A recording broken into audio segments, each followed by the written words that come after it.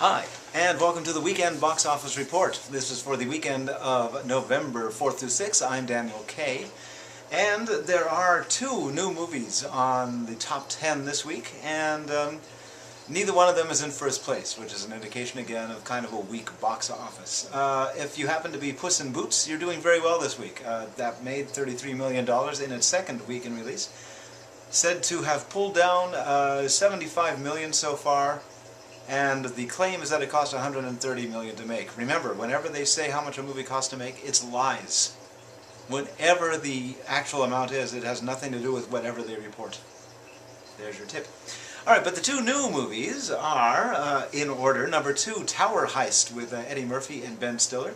This is a movie with a troubled history because Universal was planning to also release it day and date with home media that was going to be available for, I think like in a week from now it was going to be available for you to rent at home for $30 or something.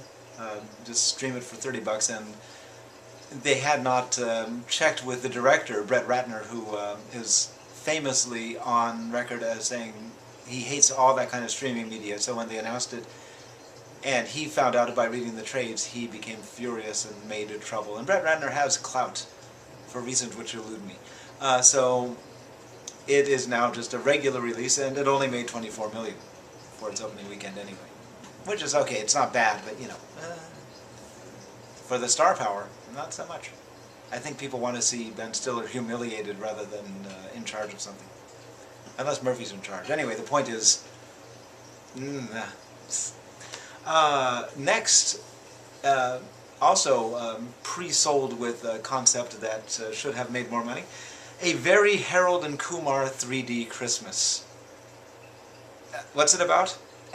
You don't care. It's got 3D, it's got Harold and Kumar, and it only made $13 million. Kal Penn probably now thinking, oh, maybe I should have stayed with the White House after all. Cool screensaver, huh? Anyway. That's it for the new movies on the chart this week. Let's do a little scrolling now and see what else. Ooh, Johnny English Reborn. Very bad news. What's new?